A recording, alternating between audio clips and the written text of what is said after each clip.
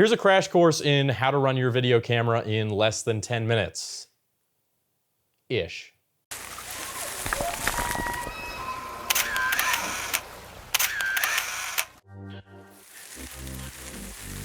So this is a crash course that I've had to give to a bunch of people in a bunch of different places all over the country. Essentially, the scenario is always the same. Somebody needs somebody else to film them, but that somebody else who needs to do the filming hasn't done filming before. And so usually you're putting a camera in their hand that they really don't know how to operate. I be placed in a bewilderment. Of course, with anything, if you don't know how to operate it, your results are gonna be shaky at best. So I usually give them a really quick crash course on some of the most basic functionalities of the camera, where they might find it, what it does, and when they might need to utilize those functions. Generally, it's way too much information to take in at one time, but it at least gets the ball rolling. You guys have the advantage of getting to put this on your phone and referencing it whenever you want. This is basically Camera 101 for dummies who have never held a camera before. Let's go! All right, this is your camera. Well, not really, this is my camera, actually. No touchy, no touch. But all cameras essentially function the same way. Where all these controls and functions are gonna be different on every camera, but all you have to do is really know what they're called or kind of what they might look like, and you could probably find them on your camera if you have half a brain. And I think you do. You can do it! The first thing that you're gonna need to find on your camera is the on button. On most mirrorlesses or DSLRs, it's gonna be on the top of the camera, and on cinema style cameras or video cameras, there's really no telling. It's kind of all over the place. But basically what you're looking for is something with the standard proverbial on button, that little circle with a line. You're gonna switch it to that, and it's gonna turn on. God, why am I so turned on right now? Next thing you're gonna notice is there's gonna be a bunch of stuff on the display. There's a ton of settings on any camera, but there's only a few that you really need to know and change regularly. The first thing that you wanna figure out how to do is press the record button. This is obviously important because if you don't know where the record button is, you can't record things, and that's kind of what you need to do when you have a camera. So, the FX6 actually has 2 record buttons. 3, scratch that. The FX6 actually has 3 record buttons. A lot of cameras only have 1 record button, but all you need to do is look for a button with a red circle on it, or sometimes it says REC somewhere on the button, or a combination of those 2 things. When you press that button, the camera starts rolling. When you press it again, the camera stops rolling. Now, it's very important to press the record button, look at the screen, and see what the screen looks like when recording. On the FX6, there's a red dot, and it says REC at the top of the screen. It's pretty standard. You'll probably find that on most cameras, but figure out exactly what it says, where it says it, so that you know that you are recording. Rolling. It happens all too often that you may think you're recording and you're not recording, and then you hit record again and actually start recording, and that's what we like to call double punching the record button. And you do not want to be the person who does this. Obviously, if this is your first time picking up a camera, you'll probably get cut some slack. However, if you've been doing this for 8 years and happen to do it on a mountain lion hunt in British Columbia for the Crush, you probably won't be given the benefit of the doubt. How do I know? Happened to me. Been there, done that. Whoopsies. Make sure you know where the record button is, what it looks like when it is recording, and just be sure you're recording when you want to be recording. Okay, next up is focus. Obviously, recording saves whatever the camera is looking at, but if it's not in focus, it's gonna look blurry, and nobody wants to look at a bunch of blurry imagery. Focusing is almost always done on the lens. Now, if you look at the lens, you're gonna see a lot of different rings, and if you start messing with the rings, you'll see that they do different stuff. Mess with the rings and find the one that makes the image blurry and not blurry. Let me show you. First, I have to set up my little Redneck Tech demonstration lab. It's actually a white balance card. and a light. Let's go to the lab. So I'm going to point the camera at this card, and you can see right now it's blurry. And as I spin this ring clockwise, it starts to get sharp. And if I keep spinning it, it'll get blurry again. Now, every lens has a different direction that it focuses in. So you just want to get familiar with the particular lens that you're using and figuring out which direction moves your focus closer or further away from you. Now, sometimes it's an imprecise science, so searching for that focus is okay. Just make sure that whatever you want the viewer to be looking at is in focus. All right, next up is zooming. That's another function that's usually done on the lens. Most likely it's the other ring that you messed with when you were looking for the focus ring. You can see rotating counterclockwise zooms out, rotating clockwise zooms in. One thing to note is that most lenses aren't gonna stay focused if you zoom them in and out. So if you have a shot that's focused and then you zoom in or zoom out with that shot, you're gonna wanna probably refocus your image. Focus. Okay, so now you know how to record, how to zoom, how to focus. Let's make sure that that image is not too bright and not too dark. The exposure triangle is essentially the three controls that you have to make your image brighter or darker. They all kind of intermix and intermingle and affect the total exposure. So the brightness or darkness of your image is really determined by the combination of all three together. It sounds pretty complicated, but I am going to show you each of those controls and then tell you which ones you need to mess with when. First and foremost, you've got your f-stop. Essentially, the f-stop is controlling the aperture of the lens, or how much light the lens is letting through onto the sensor of the camera. You can see on the FX6 here, that f-stop number is at the very bottom of the screen. Where it is exactly can differ on your particular camera, but just look for the F and then a number. Right now it's 5.6, and you can see if I raise that number, the image gets progressively darker. There's our maximum f-stop of f36, and we'll back it back down to f5.6, which is as low as this lens will go. So if you need the image to be darker, increase the f-stop number. If you need the image to be brighter, decrease the f-stop number. Now, how you do that may change from camera to camera. On the FX6, there's a couple of dials that control it and a button that I could also press. On a mirrorless or a DSLR, it's probably a dial in or around the thumb area or the trigger finger area.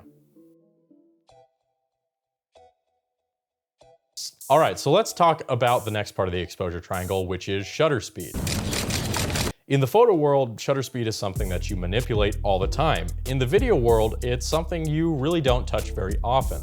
In fact, there's a constant rule that you should probably be following. You want your shutter speed to be twice your frame rate. We're gonna talk about frame rate a little bit later, but if you take my recommendation and you're shooting in 24 frames a second, your shutter speed should more or less always stay in the 1/48th, 1/50, or 1/48th of a second, or 1/50th of a second. Now, there's some scenarios where you just might not have a choice and you do have to mess with your shutter speed. You left us no choice. In which case, go find out wherever the controls for the shutter speed are on your camera. On ours, you actually have to press a button, the shutter speed button, and then roll a click wheel. On most DSLRs or mirrorless, the shutter speed is gonna be super easily accessible by, again, a scroll wheel or a click wheel either near the trigger finger area or on the back of the camera with your thumb. And you'll find that as you increase the shutter speed, the image gets darker, and as you decrease the shutter speed, the image gets lighter. Now, word of caution, if you find yourself in a last resort situation and you have to increase or decrease your shutter speed, you should always try to do it as minimally as possible. The effects aren't quite as noticeable when you increase your shutter speed, but you will find that if you're shooting stuff that's moving very fast and you increase your shutter speed over that constant, you'll find that your footage looks really sharp and kind of jittery and just unnatural. If you decrease the shutter speed under that constant of twice your frame rate, you'll find that your footage starts to look really blurry and milky and kind of has this weird dreamy effect.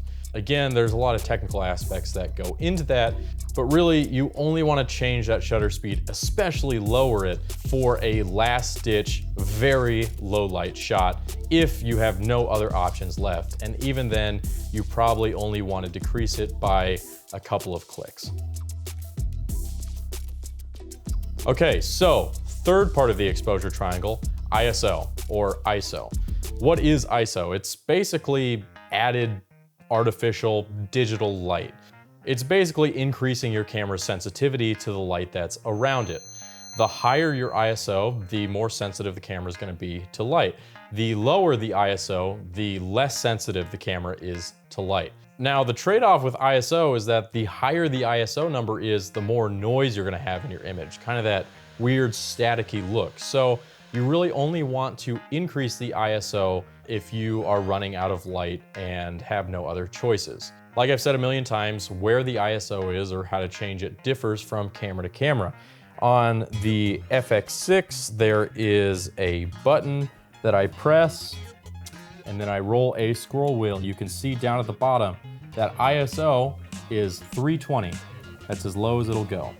As a demonstration, I'm gonna put my f-stop as high as possible, and you can see how dark that is, and I'm gonna start raising my ISO. And you can see it gets brighter and brighter and brighter. So let me punch in, and you can see all of that noise that I was talking about there in the gray and the black areas of the image. So now if I decrease my exposure,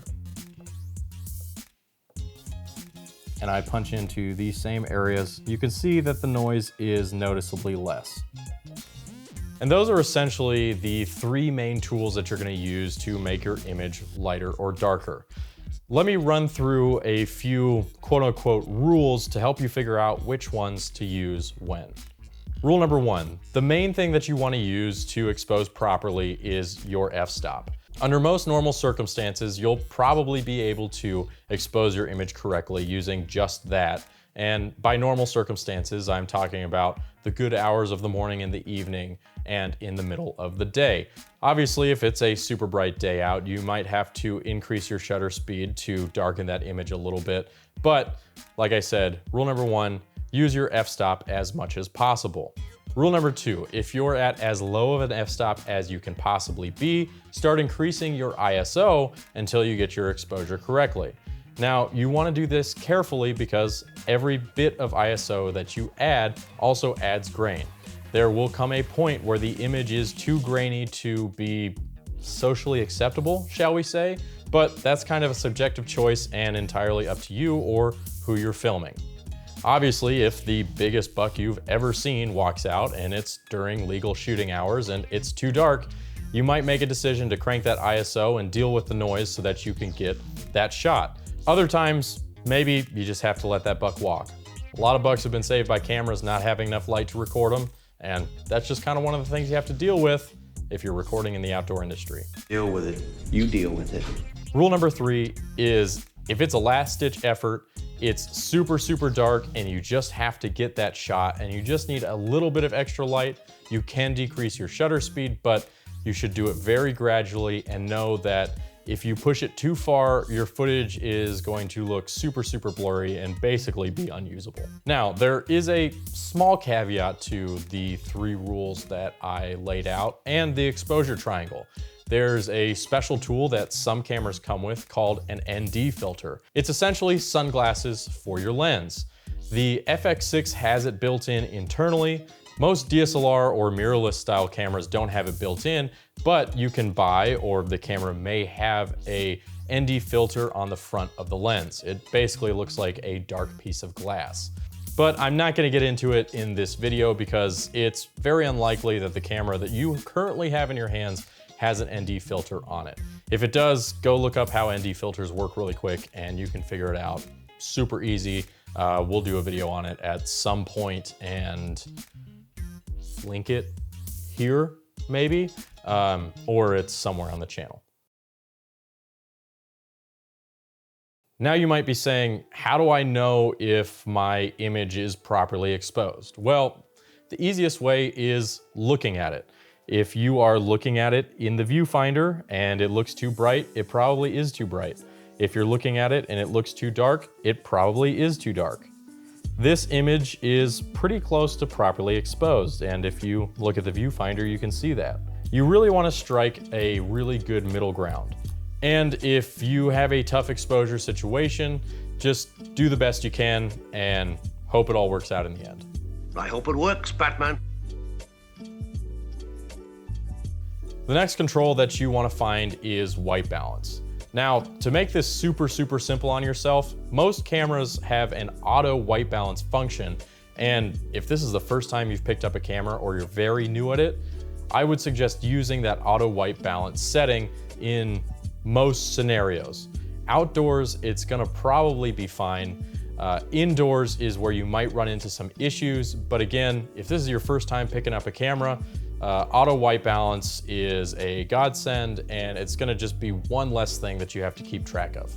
Now, that being said, sometimes the auto white balance doesn't do a good job, or if the camera doesn't have an auto white balance or it accidentally gets turned off, you probably need to know what it looks like when that happens, and then I'm gonna show you how to correct it really quickly in case that's something that happens to you. Obviously, the first thing you need to know is what proper white balance looks like, and it's really as simple as white looks like white, or the things around you look like the colors that they should be. Looking at this card in front of me, you can see the white looks white and the gray looks gray. If I increase that white balance, you will see that my image starts to get orange. It starts to get this really orange hue to it. And that's what we call being too warm. You can see if you look in this white space here, everything looks orange. This isn't naturally how this looks. Now let's go the other way. As I decrease that white balance number, you can see everything starts to look a little blue. And that's called being too cold. And it's an indicator that your white balance is lower than what it needs to be. Cold, far too cold. So if you're looking at your image and it looks too blue or too orange, your white balance is out of whack and you probably want to correct that. Find where the white balance controls are, and if it's too blue, start increasing the white balance number. If it's too orange, start decreasing that white balance number. When it starts to look pretty normal, you're probably in the right range. Okay, so the very last thing that you need to worry about is what format are you recording in this camera? There's a million formats, a million types of settings, and so many options, it would take me literal hours, days, maybe even months to go over all of them and their advantages and disadvantages with you. What I'm gonna do is give you our standard recording setting that's gonna work in most scenarios. If your camera is capable of recording in 4K, like our FX6 is, that's what we would suggest recording in. As far as frame rate goes, we always record in 23.97 or 24 frames per second. So if you look on the upper right-hand side of my monitor, you'll see it says 3840 by 2160. That's basically the size of the recording. That's 3,840 pixels across and 2,160 pictures down. Doesn't really matter, that's 4K. If it's not 4K, it might be 1920 by 1080, which is your standard high def resolution. Under that, it says 23.98, and that's the frame rate. So 95% of the time when we are recording regular motion under regular circumstances, we're recording in 4K, 23.98 or 24 frames a second. Now, a lot of cameras are going to be capable of this. If your camera is not capable of 4K, it's probably capable of full HD or 1920 by 1080, and I would suggest filming in 1920 by 1080 and 24 frames per second. Okay, so that may have seemed like a lot of information because it was a lot of information. Getting handed a camera that you've never run before or trying to figure out how to run a camera for the first time is a little bit overwhelming. But hopefully that gives you a general idea of some of the basic functionalities of a camera and how to manipulate them so that you can take the camera and hopefully produce some awesome footage. Excellent! Obviously, it goes without saying, there are a ton more features that are packed into this camera and many other cameras. There's also a bunch of more advanced techniques and things that you may want to consider thinking about or learning about as you progress or get more advanced in your knowledge. But for right now, those are the basics and they should get you on the right track. Anyways, take that camera, get out there and have a good time with it. Peace.